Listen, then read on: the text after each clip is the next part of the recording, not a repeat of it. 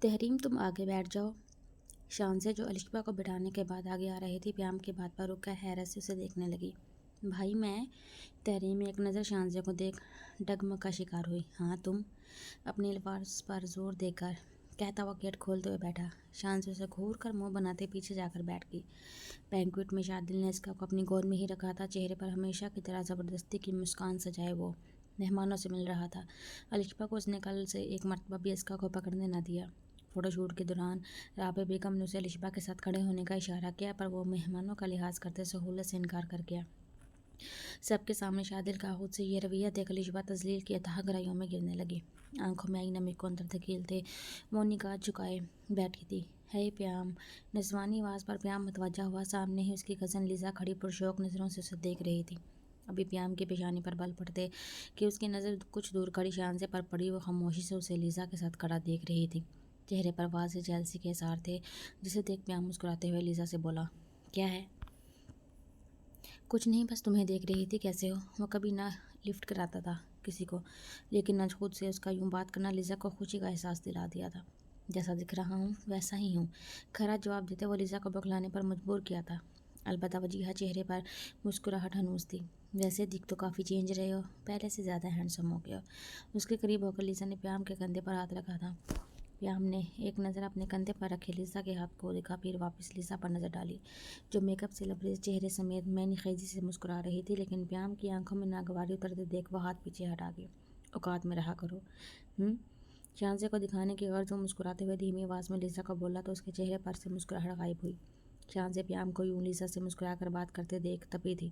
تبصرے کرتے جب اس سے اور نہ رہا گیا تو وہ تیزی سے چلتی ان دونوں کے پاس آئی۔ پیام؟ وہ جو اسے پاس آنے پر بھی انجان بنا لیزا سے پتہ نہیں کون سی بات کر رہا تھا، شانزے کے پکارنے پر چونکنے کی ایکٹنگ کیا تھا۔ وہ وہاں تمہیں امی بلا رہی ہیں۔ پیام کے دیکھنے پر وہ بہانہ سوچتی بولی، کچھ بھی کر کے بس ابھی اس کا دل چاہا کہ وہ کسی بھی طرح لیزا سے دور ہو جائے۔ تم جاؤ، میں آتا ہوں۔ اس کی حالت سمجھتا وہ مزے سے بولا۔ شانزے سے کھا جانے والی نظروں سے گھورتی گئی تھی۔ ولیمے کی تقریب ختم ہونے پر سب گھر پر آ چکے تھے۔ الشبا کو کمرے میں چھوڑ کر وہ نکلنے لگی تھی پر تبھی اس نے شانزے کا ہاتھ پکڑا۔ آپ ہی بیٹھ جائیں تھوڑی دیر۔ شانزے کو لاچاری سے بولتے اس کی آواز رندھی۔ شانزے چونک کر اس کے سامنے بیٹھ گئی۔ ارے الشبا، کیا ہوا؟ رو کیوں رہی ہو؟ اس کا چہرہ تھامے شانزے محبت سے پوچھی۔ الشبا کو بے ساختہ رونا آیا۔ آپ ہی وہ میرا اپنے دل کی عجیب ہوتی حالت وہ شانزے کو بتانے لگی پر تبھی شادل کمرے میں داخل ہوا، جس کی وجہ سے الشبا کی بات ادھوری رہ گئی۔ الشبا ریلیکس کرو، سب ٹھیک ہے۔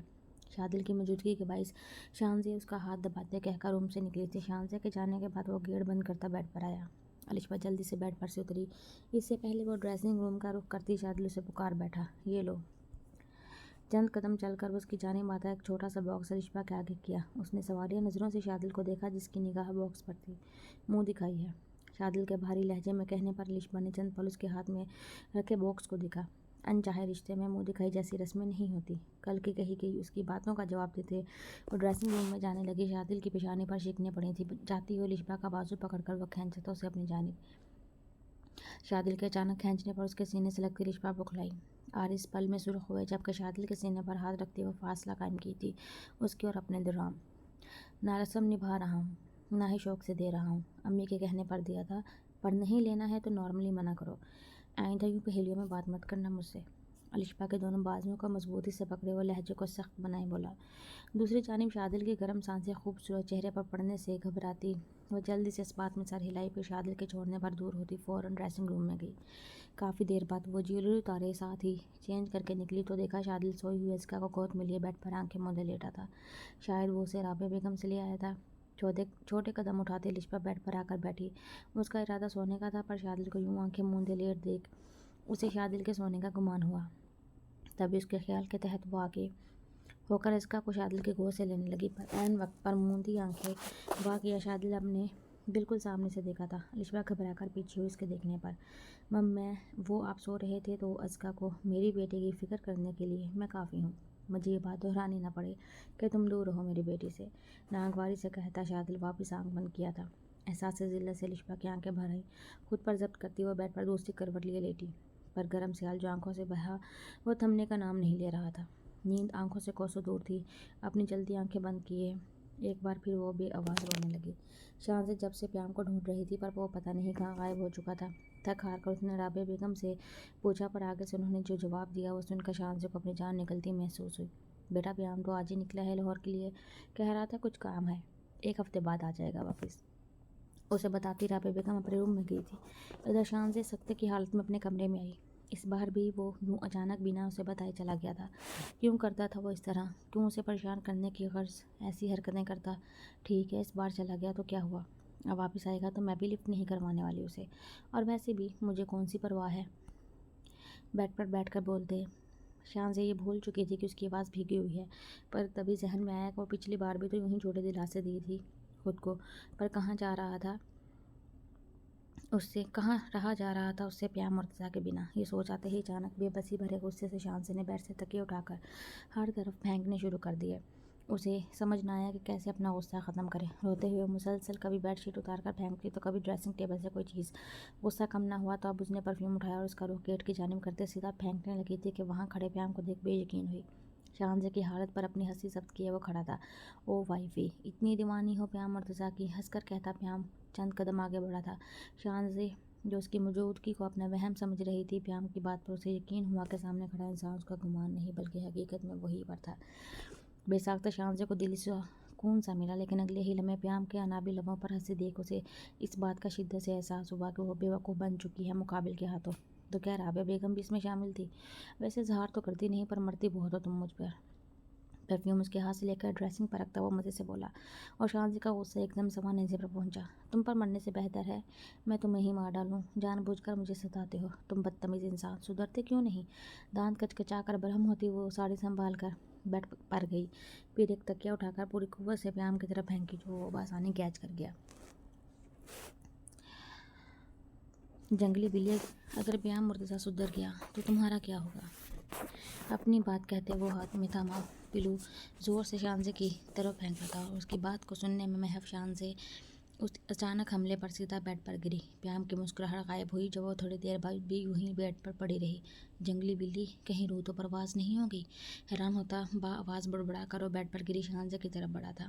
وائفی، شانزی کو آنکھیں بند کیے بڑے دیکھ وہ تشویش بھرے لہجے میں تھوڑا جھک کر پکارا تھا اسے۔ تبھی تکیہ اٹھاتی وہ پیام کے منہ پر ماری۔ پاگل، جھٹکے سے پیچھے ہوتا وہ تب کر بولا، جس پر شانزی کھلکھلا کر ہنسنے لگی۔ جنگلی بلی، ہر وقت کاٹ کھانے کو دوڑتی ہو۔ جب شانزی دوسرا تکیہ بھی اٹھا کر پیام کو ماری تب سے کیچ کرتا وہ آبرو بھینچے بولا، جیسی تمہاری حرکتیں ہیں بندہ کاٹ کھانے کو ہی دوڑ سکتا ہے۔ آنکھیں گھما کر کہتی وہ بیڈ سے اٹھنے لگی پر اچانک پیام اسے لیتا واپس بیڈ پر گرنے کے انداز میں لیٹا۔ فی الحال تو میرا ارادہ ہے آج تمہیں کھانے کا۔ وہ اور اس کے خوبصورت چہرے کے ایک ایک نقش کو دیکھتا وہ معنی خیزی سے بولا، تمہارا دل نہیں بھرتا کیا چھچورے پن سے؟ شانزی چڑی تھی اس کے بدلے لہجے پر۔ اتنے خوبصورت وائف کے ساتھ شریف شوہر بھی چھچورا بن جاتا ہے؟ میں تو پھر پیدائشی چھچورا ہوں۔ چہرے پر آئے شانزی کے بال کو کان کے پیچھے کرتا وہ آہستگی سے گویا ہوا، ساتھ ہی جھک کر اس کے لبوں کو قید کر گیا۔ چھوڑو، بمشکل بولتی شانزی اپنا چہرہ موڑی تھی۔ پہلی فرصت میں تم اٹھو مجھ پر سے۔ چہرہ موڑنے پر خود کو گھورتے پیام سے وہ رو بھری آواز میں بولی، وائفی تمہارے ساتھ پرابلم کیا ہے؟ پیام چنچلا کر گویا اٹھا تھا اس پر سے۔ شانزی فوراً سیدھی ہو بیٹھی۔ ہے پرابلم، بہت بڑی پرابلم ہے، بالوں کا سیٹ کرتی وہ سنجیدگی سے بولی، جس پر پیام نے سوالیہ نظروں سے اسے دیکھا۔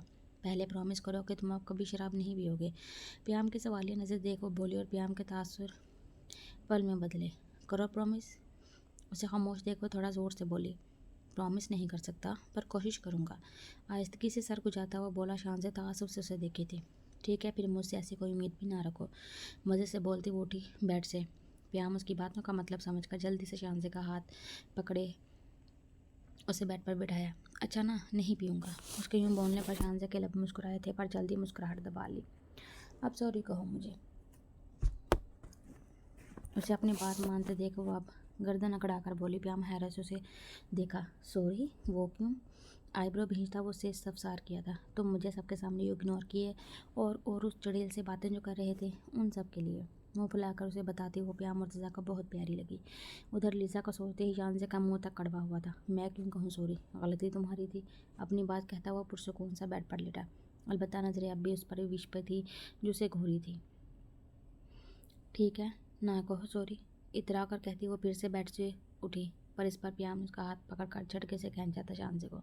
वो सीधा उसके ऊपर गिरी थी। दबकर एक चिप्त प्याम के सीने पर लगाती शांसे उठने लगी, पर प्याम उसके गिर्द बाजू हायल करता गंभीर लहजे में गोया हुआ, बहुत हो गया तुम्हारा ड्रामा वाइफी, जब से बख्श रहा हूँ तुम्हें। शांसे जो मुसलसल से घो रही थी प्याम के तासरा संजीदा होते देख बुखलाई।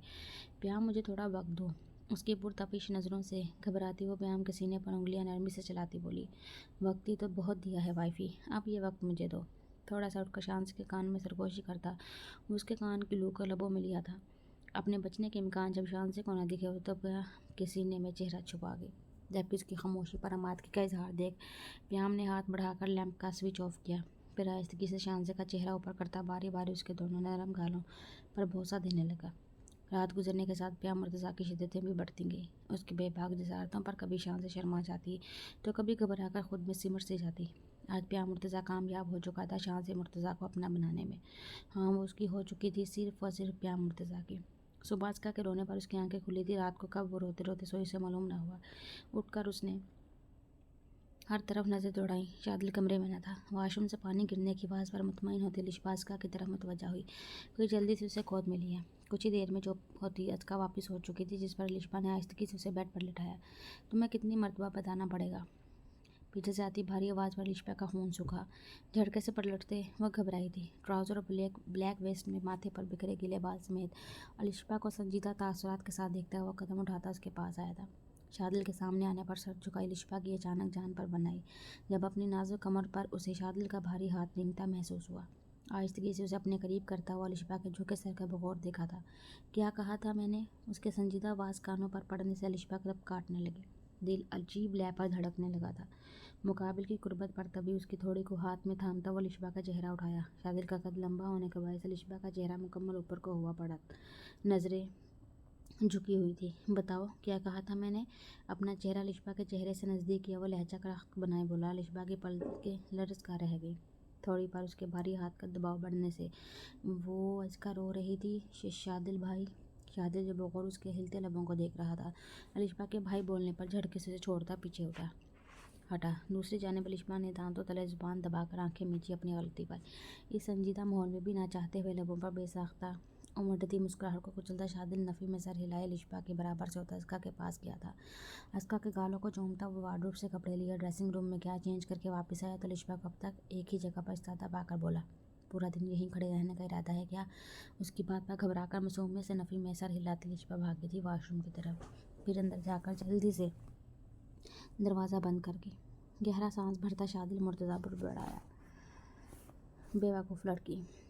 कोहनी बेड पर जबकि हथेली पर सर रखे वो अपने बिल्कुल करीब सोई शांसे को बिना पलक झपकाए देख रहा था। उसकी पुरतपिश निगाहों से नींद की वादियों में गुम शांसे कसमस आई। तभी प्याम ने हाथ की पुश्त नरमी से उसके गालों पर रखकर सहलाई। मुंदी मुंदी आंखें वाह करते प्याम को देखी थी। Sweet morning wifey. मुस्काती नज़रों से उसके खूबसूरत चेहरे के नकोश को देखता हुआ बोला। तो शांसे ने मुंह बना दे उसका हाथ झटका। बदतमीज़। हल्की आवाज़ में वो बोली, यकीनन नाराज़ थी उससे। सुबह होने पर जो बख्शा था उसने शांसे को। गुस्सा हो लब दबाकर वो जैसे पूछने से ज़्यादा मज़े ले रहा था। नीम व आंखों से उसे घूरती शांसे तब कर गोया हुई, नहीं बहुत पुरसुकून हूँ। शांसे के यूँ बोलने पर मुस्कुराकर प्याम ने झुकते हुए उसके सफ़ेद पेशानी पर अपने लब रखे, जिस पर शांसे और करीब होती प्याम के सीने पर सट गई। कैसा है? उबैद ने धीमे लहजे में उसे पूछा। यावर को डिस्चार्ज होना था। इतने दिनों से हॉस्पिटल में रहकर वो चिड़चिड़ा हो चुका था। सर बुरी तरह फटने के बायस वो चंद दिन तक बेहोश रहा था। काफ़ी टांके भी आए उसे। कैसा दिख रहा हूँ? टांके लगने की वजह से अपने गंजे होने पर उसे जैसे ज़्यादा गुस्सा आया था। तभी तब कर उबैद से पूछा। उसे एक नज़र देख उबैद नज़रें फेरता बोला, इंसान ही दिख रहा है। उसके जवाब पर लब भींचता यावर कुछ सोचकर तमस्खुर ज़्यादा मुस्कुराया। इंसान दिख रहा हूँ पर अब बनूंगा नहीं। यावर की बात पर उबैद चौंका। क्या मतलब साहब, मुझे तेरी मदद दरकार है एक काम में। उबैद की जानिब देखता वो सीधा मुद्दे पर आया था। मेरी मदद पर कौन से काम में? वो हैरान होता पूछा। काम यही है कि प्याम मुर्तज़ा का काम तमाम करना है। बहुत जी लिया वो अपनी मर्ज़ी से, अब मरेगा वो मेरी मर्ज़ी से। अपने ज़ख्मी सर को छूता वो नफ़रत से खोया हुआ। उबैद को झटका लगा था। क्या बकवास कर रहा है? प्याम को मालूम हुआ तो उस बार तो उसने बख्श दिया था, पर अगली बार पता नहीं क्या करे। उबैद घबराया था यावर की बातों से। तभी उसे समझाना चाहा, तुझे मेरी मदद करनी है तो कर, वरना जा। جا کر غلامی اس پیام مرتضیٰ کی۔ پتہ نہیں کیوں اتنا ڈرتا ہے اس سے، عبید کو گھور کر غصے میں کہتا یاور سر جھٹکا پر اچانک ٹیس اٹھنے پر آنکھیں میچتا کر رہا، دیکھ میرے بھائی، اس نے میرے ساتھ تجھے بھی نقصان پہنچایا ہے، اور ویسے بھی ہم دو ہیں وہ ایک، کر بھی کیا لے گا؟ ابھی تو اسے چھوڑو، صرف میرا پلان سن، یقین کر میرے دوست، ہم دونوں کا بدلہ بھی پورا ہوگا، ساتھ میں مزے ہی مزے۔ کچھ دیر بعد اسے سمجھاتا یاور پوری بات کہنے کے بعد آخر میں خباثت سے ہنسا۔ عبید کو اس کا لہجہ الجھا گیا، لیکن چند ہی منٹوں بعد یاور کا پورا پلان سننے کے بعد وہ گھبرا کر اٹھا۔ سر پر چوٹ لگنے سے لگتا ہے نفسیاتی ہو چکا ہے تو، میں سب نہیں کر سکتا یاور، انسان بن جا، بھابھی ہیں وہ۔ یاور کے گھٹیا پلان پر ہی عبید کو گھن سی آئی اسے، تبھی وہ جھڑکا تھا اس کو، بیٹا ابھی تو یہ پارٹ سا بن رہا ہے، چڑیا ہاتھ آنے پر نہ تیرے منہ سے بڑال ٹپکا تو میں یاور نہیں۔ کمینگی سے مسکراتی ہے وہ عبید سے بولا تھا کہ اس نے لب بھینچ لیے، بتا ابھی ساتھ دے گا میرا یا نہیں؟ اسے خاموش دیکھ یاور پوچھا، میں سوچ کر بتاؤں گا۔ یاور کو جب سے چپ چاپ سا تکتا وہ کچھ سوچتے ہوئے بولا۔ دوپہر کو اچانک رابعہ بیگم کی کال پر شادل آفس سے نکلا تھا۔ پیام نے وجہ پوچھی تو اس نے بتایا کہ خولہ کی ماں کی طبیعت بگڑی ہے۔ آفس سے نکل کر رابعہ بیگم کو مرتضیٰ ہاؤس سے پک کیا تھا، لیکن جب تک شادل انہیں لے کر ہاسپٹل پہنچا تب تک خولہ کی ماں کی ڈیتھ ہو چکی تھی۔ رابعہ بیگم پر یہ غم کسی پہاڑ کی مانند ٹوٹا تھا، پہلے بھانجی اور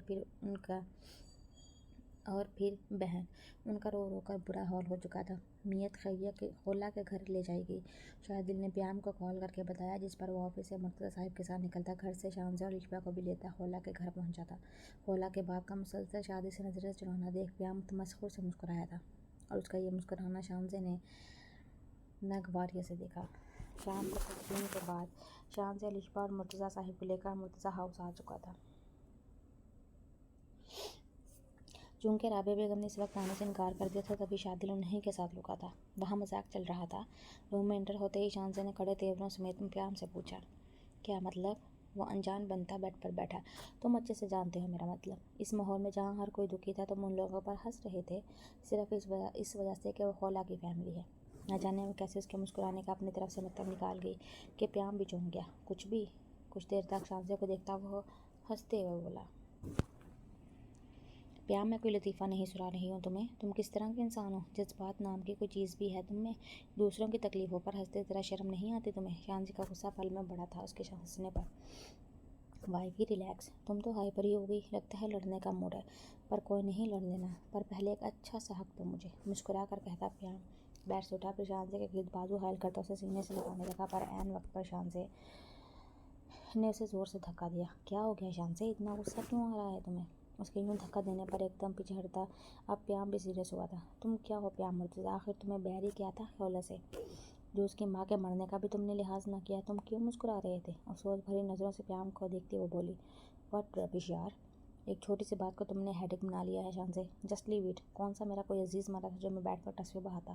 پیام جھنجھلا کر بولا، جس پر تاثر سے اسے دیکھتی شانزہ روم سے نکلنے لگی۔ شانزہ یار، کیوں ہر چھوٹی بات پر ناراض ہو جاتی ہو؟ کسی اور کی وجہ سے کیوں ہر بار ہمارے ریلیشن کو خراب کرتی ہو؟ اس کے بازو کو تھامتا وہ شانزہ کو خود سے قریب کیے بولنے لگا، ہاتھ مت لگاؤ مجھے، کس قدر جذبات سے آری انسان ہو تم، تمہیں ذرا افسوس نہیں کہ ان کی ڈیتھ کا؟ پیام کی باتوں کو نظر انداز کرتی وہ بھپری، نہیں ہے افسوس، اب کیا کروں؟ کندھے جھکا کر کہتا وہ ایک آئی برو اٹھایا تھا۔ شانزہ لب بھیجتی پھر روم سے جانے لگی۔ شانزہ یار، ایک بار پھر اسے روکنے کے لیے پیام نے ہنستے ہوئے شانزہ کو پکڑا، پر اب جھٹکے سے مڑتی وہ ہاتھ اٹھائی تھی پیام مرتضیٰ پر۔ شانزہ کا ہاتھ سیدھا پیام کے گال پر لگتا، اگر عین وقت پر وہ اسے نہ پکڑ لیتا۔ لمحے کے 1000ویں حصے میں پیام مرتضیٰ کے تاثرات بدلے، جبڑے بھینچتا وہ سرخ ہوتی آنکھوں سے شانزہ کو گھورا، جو اپنے ہاتھ اٹھانے پر شاید خود بھی حیران پریشان ہوئی تھی۔ سوری پیام، پتہ نہیں کیسے وہ جو اسے پریشان ہو کر وضاحت دے رہی تھی، پیام کے ہاتھ میں رکھے اپنے ہاتھ کے مونڈنے پر کراہ کر رہ گئی۔ شانزہ کو گھورتا وہ مروڑا تھا اس کی کلائی، کہا تھا نا حد میں رہو، درستگی سے کہتا وہ شانزہ کی تیزی سے نم ہوتی آنکھوں میں دیکھا تھا۔ میرا ہاتھ چھوڑو پیام، درد ہو رہا ہے، وہ جو بھیگے لہجے میں اسے بول رہی تھی۔ اچانک دبی آواز میں چیخی، جب مقابل نے کلائی ایک مرتبہ پھر زور سے مروڑا، مگر اس بار شدت اتنی تھی کہ لچک کی آواز آنے پر شانزہ اپنے آنسوؤں کو روک نہ پائی۔ آئندہ ہاتھ اٹھانے سے پہلے یہ یاد رکھنا، اس کی کلائی آگے کرتا وہ سخت لہجے میں بولا، ساتھ ہی شانزہ کے ہاتھ جھٹک کر پیچھے ہوا۔ کچھ دیر اسے خود کو نارمل کرنے میں لگی، پھر لب دبائے اپنے غصے کو کنٹرول کرتا وہ واپس شانزہ کی طرف متوجہ ہوا، جو اپنی کلائی پکڑے رو رہی تھی۔ دیکھو شانزہ، ہر بار یوں ایشو تم بہت بدتمیز انسان ہو۔ پیام کی بات کاٹ کر پیچھے ہٹتے ہوئے روتے ہوئے بولی شاہزی اچھا ٹھیک ہے ہوں میں بدتمیز، لاؤ ہاتھ دکھاؤ اب۔ شاہزی کی لال ہوتی کلائی کو دیکھتا ہوا بول کر آگے بڑھا دور رہو مجھ سے، تم میں کسی چیز کی تمیز نہیں، کون کا بھڑ ہو تم سے، تمہیں کوئی پرواہ نہیں، اگر تمہیں پرواہ ہے تو بس اس چیز کی کہ تم جسے چاہو وہ تمہیں اویل ہو ہر وقت۔ شاہزے اپنی کلائی پکڑے وہ جو اس پر بھڑاس نکال رہی تھی پیام کے دھاڑ پر سہمی، اس کے دونوں بازوؤں کو جگڑتا پیام اسے زور سے دیوار سے لگایا تھا کہ شاہزے کی ہلکی چیخ منہ سے برآمد ہوئی۔ کلائی میں درد ہونے کے باعث وقت تک اسے تھامے رکھی تھی۔ یہ تم بار بار اس طرح کے ٹونٹ کرتی ہو، بتانا پسند کرو گی؟ مطلب کیا ہوتا ہے اس کا؟ اس کے بازوؤں پر گرفت سخت کیا وہ گھرایا تھا۔ گھبراہٹ کا شکار ہونے کے بعد شاہزے کی بھیگی پلکیں جھکی تھی۔ ادھر دیکھو بتاؤ کیا مطلب؟ جسے میں چاہوں وہ اویل ہو؟ شاہزے کی تھوڑی تو پہنچی وہ پھر پوچھا تھا، اس بار لہجے میں عجیب کرختگی تھی کہ شاہزے کو پھر رونا آیا۔ تم مجھے ہرٹ کر رہے ہو۔ مقابلے کے غصے سے ڈرتی ہوئی اس کے سینے پر سر رکھنے لگی مگر تبھی پیام جھٹکے سے اسے دور کیا تھا اسے۔ پیام میں نہ ہر بار یہ سب نہیں چلے گا، ایک ہی مرتبہ ڈیسائیڈ کرو کہ چاہتی کیا ہو۔ وہ جو بھرائی آنکھوں سمیت اس کے قریب ہو رہی تھی، پیام پیچھے ہو کر دونوں ہاتھ اوپر کرتا آئی برو اٹھا کر بولا، ساتھ ہی ایک سخت نظر اس پر ڈالتا روم سے باہر نکل گیا۔ رات ہونے کو آئی تھی پر شادل اب تک رابعہ بیگم کو لے کر نہیں آیا تھا۔ وہ شادل کی غیر موجودگی کے باعث آسکا کو اپنے ساتھ ہی روم میں رکھی تھی۔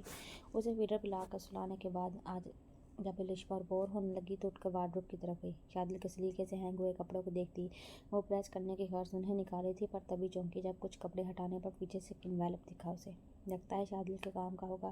انویلپ کو دیکھتی وہ بڑبڑائی، پر کام کا ہے تو اتنا چھپا کر کیوں رکھا گیا ہے؟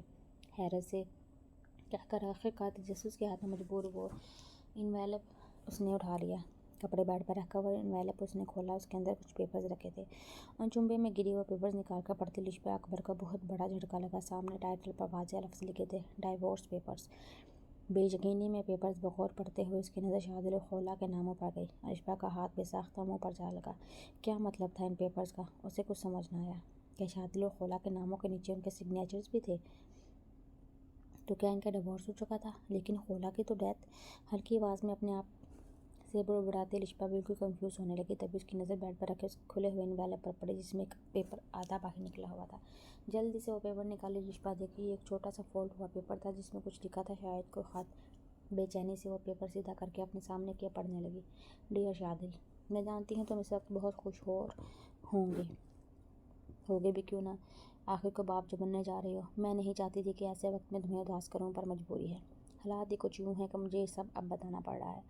دیکھو شادل تم ایک مضبوط انسان ہو، کافی ہمت رکھتے ہو، ضرور اس لیٹر کو پڑھنے کے بعد تم اداس ہوگے پر جلدی سنبھل بھی جاؤ گے۔ ویسے بھی تمہیں مجھ سے کوئی لگاؤ تو ہے نہیں۔ حیرت ہوگی تمہیں یہ بات جان کر، پر میں یہ بہت پہلے سے جانتی تھی کہ تمہیں مجھ میں ذرا سا بھی انٹرسٹ نہیں ہے اور نہ ہی مجھے تم میں۔ تمہاری پرسنالٹی دیکھ ماں معیوب ضرور ہوئی تھی تم سے، تبھی ماما کو کہا تھا کہ تم سے شادی کرنی ہے۔ ان دنوں اتفاق بھی یوں ہوا کہ تمہاری شادی نہ ہو سکی اور میں تمہاری قسمت میں ہی لکھی گئی، لیکن صرف کچھ عرصے کے لیے۔ شادل جانتے ہو شروع میں مجھے تمہارا خاموش رہنا، کم بولنا بہت اچھا لگتا۔ میں خوش ہوتی کہ تم ایک سنجیدہ انسان ہو، پر آہستہ آہستہ کر کے مجھے تمہاری خاموشی وحشت میں مبتلا کرنے لگی۔ شادل میں ایک اوپن مائنڈڈ لڑکی ہوں، مجھے پارٹیز پسند ہے، دوستوں کے ساتھ گھومنا پھرنا، لانگ ڈرائیو پر جانا، آزادی، یہ سب مجھے بے حد عزیز ہے۔ پر تمہارا مجھے ٹوکنا میرا صبر آزماتا تھا۔ تم جو ہر بار مجھے یہ کہتے کہ کہیں جانا ہے تو میرے ساتھ چلو، یہ سب مجھے قید سا لگتا۔ ظاہر سی بات ہے اب میں ہر جگہ تم جیسے بورنگ انسان کو تو لے جانے سے رہی۔ ہاں، بورنگ سے یاد آیا، واقعی سنجیدہ ہونے کے ساتھ ساتھ تم ایک بہت بورنگ انسان بھی ہو جس کے ساتھ میں تو کیا شاید کوئی لڑکی بھی نہ رہ سکے۔ یو نو واٹ، مجھے تو لگتا ہے کہ شاہزے کی اگر تم سے شادی ہوتی تو وہ بھی جلد اکتا جاتی تم سے۔ مطلب کہ کوئی انسان اتنا تنہائی پسند، خاموش، تباہ کیسے ہو سکتا ہے؟ کبھی کبھی تو تم میں مردوں کا گمان ہوتا ہے مجھے، جب دیکھو آفس کا کام، کوئی میگزین۔ اب تم سوچو گے تم نے اتنا وقت بھی تو دیا تھا مجھے، تو تمہیں بتاتے چلو شادل مرتضیٰ کہ تم نے مجھے اپنا قیمتی وقت دینا تب شروع کیا جب تمہیں میری پریگننسی کا معلوم ہوا۔ تم اتنے خود غرض تھے کہ اپنے بچے کے لیے تم نے میری پرواہ کرنی شروع کی، اور ایسی پرواہ پر میں لعنت بھیجتی ہوں۔ دیکھو شادل، میں یہ نہیں کہتی تم بہت برے ہو، بس اتنا کہوں گی کہ تمہارا ساتھ چھوڑنا مجھے دکھ دیا تھا تھوڑا، کیونکہ باقی خامیوں کے ساتھ تم میں خوبی ہے کہ تم جلد لوگوں سے امید باندھ لیتے ہو، جو تمہیں اپنا لگتا ہے وہ تمہیں بہت عزیز ہوتا ہے، تم اس پر بھروسہ کرنے لگتے ہو اور پھر بھروسہ ٹوٹنے پر تم دکھی ہو جاتے ہو، بہت دکھی۔ میں تمہیں یوں چھوڑنا نہیں چاہتی تھی پر میں تمہارے ساتھ قید بھی رہ نہیں سکتی، بلکہ میں تو کیا، تمہارے ساتھ کوئی لڑکی نہیں رہ سکتی، مجھے آزادی چاہیے، پر اس آزادی کے لیے میں اپنی ایک چیز قربان کر رہی ہوں اور وہ ہے میرا بچہ۔ میرا بچہ مجھے بہت عزیز ہے پر میری آزادی سے زیادہ نہیں۔ امید ہے کہ تم اس کا خیال رکھو گے۔ انویلپ میں ڈیورس پیپرز رکھے ہیں، میں سائن کر چکی ہوں، تم بھی کر دینا۔ ڈلیوری کے 2 دن بعد میں واپس لندن چلی جاؤں گی۔ ڈاکٹر صاحب سب کو کہہ دیں گے کہ کچھ پیچیدگیوں کی وجہ سے میری ڈیتھ ہو چکی ہے۔ اس بارے میں صرف تمہیں اور اپنے ماما پاپا کو بتایا ہے میں نے۔ میں یوں ہی چلی جاتی پر تم سے ڈیورس لینا تھا، تب ہی سب بتانا پڑا۔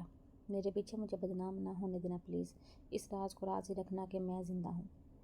خولا۔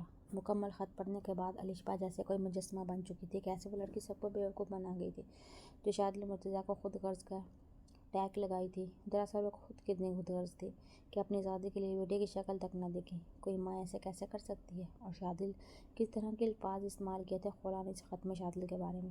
ان سب کے باوجود وہ انسان اس ہر لڑکی کی عزت سب سے بچانے کے چکر میں اب تک خاموش رہا تھا۔ لیٹر تھامے ہی وہ وارڈروب کے پاس گئی تھی۔ فی الحال شادل کے آنے سے پہلے وہ انویلپ واپس رکھنا تھا لیکن وہ جلد ہی اس سے لیٹر کے بارے میں پوچھنے کا ارادہ رکھتی تھی۔ الشبا۔ بھاری مانوس آواز پر الشبا کے قدم رکے پر اس پر وہ ڈری نہیں۔ رابعہ بیگم کو گھر لانے کے بعد انہیں روم تک چھوڑنے گیا۔ ان کی طبیعت خراب ہونے لگی تھی رو رو کر، تبھی سلیپنگ پلز دے کر شادل کچھ دیر ان کے پاس بیٹھا رہا۔ پھر رابعہ بیگم کے سونے کے بعد مرتضیٰ صاحب سے کچھ دیر بات کر کے وہ نکلا تھا۔ اب اس کے قدم اپنے روم کی طرف تھے۔ اندر داخل ہوتے ہی سامنے دکھتا منظر شادل مرتضیٰ کو غصہ دلانے کے لیے کافی تھا۔ وہ انویلپ جو اس نے سب سے چھپائے رکھا تھا اب الشبا کے ہاتھ میں تھا جس کے قدم وارڈروب کی جانب تھے۔ الشبا۔ کرخت آواز میں سے پکارتا وہ تیزی سے آگے بڑھا۔ الشبا نے گردن گھما کر اسے دیکھا۔ تم میں مینرز نہیں ہیں کیا؟ آئندہ بلا اجازت میری چیزیں مت لینا۔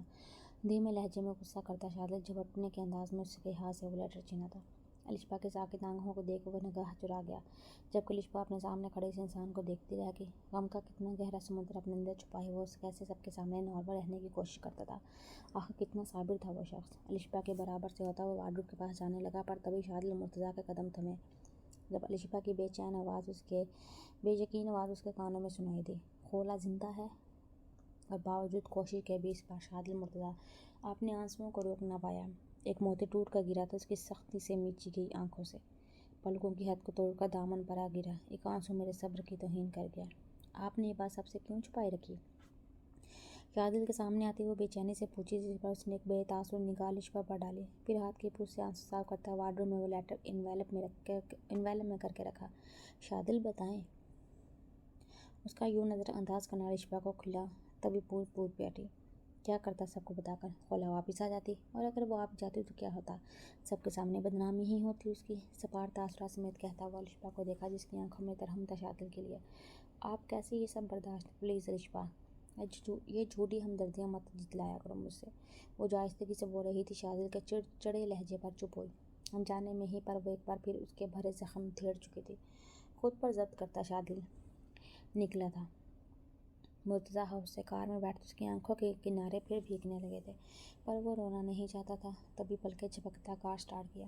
خولا کے چھوڑ کے جانے کا اسے اتنا دکھ نہ ہوا تھا جتنا خولا کے الفاظوں پر وہ دکھی تھا۔ وہ کتنی آسانی سے اسے بھول گئی تھی کہ اس جیسے بورے انسان کے ساتھ کوئی لڑکی نہیں رہ سکتی۔ کیا وہ واقعی اتنا برا تھا، اتنا خود غرض تھا کہ خوشیوں پر کوئی حق ہی نہیں رہا تھا اس کا؟ ہر بار ایک خوشی کے بدلے کیوں اس کے غم سہنے پڑتے؟ کیوں اس کے حصے میں ہی تکالیف آتی جسے پسند کرتا تھا تقدیر نے اسے ملایا نہیں؟ پھر جسے تقدیر کا فیصلہ سمجھتے قبول کیا وہ خود ہی چھوڑ کر چلی گئی۔ الشبا سے شادی کرنے کے پر بھی وہ ڈرا تھا کہ کہیں پھر خوشیاں نہ چھین لی جائیں اس سے۔ ہاں وہ ڈر چکا تھا بہت۔ وہ بس اپنی بیٹی کے ساتھ رہنا چاہتا تھا۔ الشبا کو قبول نہ کرنے کی 2 ہی وجہ تھی اس کے پاس۔ پہلا یہ کہ وہ لڑکی بھی خولا کی طرح دھوکے باز تھی، اور دوسرا وہ اپنی قسمت سے ڈرنے لگا تھا۔ دماغ یہی سوچ رہا تھا کہ اگر وہ سب کچھ بھلائے ایک بار پھر خوش ہونا چاہے گا تو یقیناً پھر دکھ اس کے نصیب میں آئیں گے، اور شادل مرتضیٰ اور اذیتیں اور تکالیف برداشت نہیں کر سکتا تھا۔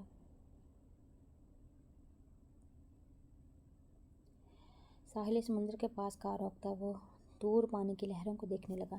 ہمیشہ سے سب کو نرم، خوش مزاج اور صابر دکھنے والا شادل مرتضیٰ اچانک اسٹیئرنگ پر سر رکھے آج اپنا صبر کھو بیٹھا تھا۔ ہاں وہ رویا تھا، پوری طرح اپنی قسمت پر بھروسہ ٹوٹنے پر، زندگی سے ملی گئی اذیتوں پر۔ با آواز روتے اس نے اپنے بال جکڑے تھے۔ وہ کبھی قبول نہیں کر سکتا تھا الشبا اکبر کو۔ یقیناً وہ لڑکی بھی آگے جا کر اسے تنگ آ جائے گی اور پھر وہ بھی اسے چھوڑ دے گی۔ آخر کو اس نے اپنے ماں باپ کو بھی تو چھوڑا تھا۔ پھر شادل مرتضیٰ کو چھوڑنا کون سی بڑی بات ثابت ہونی تھی؟ اسے بے ساختہ الشبا کی درہم بھری نظریں یاد آئی۔ اسے ترس آیا تھا شادل مرتضیٰ پر، اور یہی ترس شادل مرتضیٰ کو تڑپا گیا۔ آخر کیوں وہ اتنا کمزور ہونے لگا تھا کہ مقابل طرز کھا رہا تھا اس پر؟ ابھی تو یہ بات علیشبا کو پتہ چلی ہے، کہیں وہ کسی اور کو بتا دی تو اس طرح سب پھر اسے ترہم نظروں سے دیکھیں گے۔ اپنی بے بسی پہ غصے میں شادل نکلا تھا کار سے۔ اس کے من بھاری ہوتے قدم لہروں کی سمت تھے۔ تنگ آ چکا تھا وہ ان سب سے، جیسے چھٹکارا پانا چاہ رہا تھا سبھی تکالیف سے۔ اسے تقریباً 8 مہینے ہو چکے تھے یہاں پر رہتے ہوئے۔ لندن آنے کے ایک دن بعد جس فضل نامی شخص کے ہاتھوں وہ اپنا سامان منگوائی تھی وہ نہ جانے کہاں غائب ہو چکا تھا۔ خولا نے اسے کافی کالز کی پر دوسری جانب سے نمبر بن جاتا۔ جب اسے کافی دن ہو گئے تب خولا پر یہ اشکار ہوا کہ وہ شخص بھاگ چکا ہے اس کا سامان لے کر۔ پر کیوں؟ اس نے تو فضل کو اچھے خاصے پیسے دیے تھے، پھر کیسے اس کا سامان لے کر بھاگ سکتا تھا؟ ان سامان میں اس کے کافی کاغذات اور پیسے تھے، پر اب وہ سب پیسے چلے گئے تھے۔ کچھ پیسے جو اس کے اکاؤنٹ میں تھے، ان پیسوں سے وہ ایک ہوٹل میں روم بک کی تھی، پر اب وہ بھی پیسے ختم ہونے کے بعد اس نے اپنے باپ کو کال کی تھی۔ یہ خبر سن کر کہ اس کی ماں کی ڈیتھ ہو چکی ہے، خولا کو کوئی خاص فرق نہ پڑا۔ اس نے اپنے باپ سے پیسوں کا مطالبہ کیا، ساتھ ہی انہیں اپنے سامان کا بتایا، جس پر وہ بھڑک گئے۔ وہ بھی یقین تھا کہ خولا انہی کی بیٹی ہے جسے اپنی ماں کے مرنے کا دکھ ہونے کی بجائے پیسوں کی ٹینشن تھی۔ وہ اسے کھری کھری سناتے ہوئے کال کاٹ رہی تھی، جس پر لب بھیجتی خولا ہوٹل سے نکل کر کچھ دور پارک میں آئی۔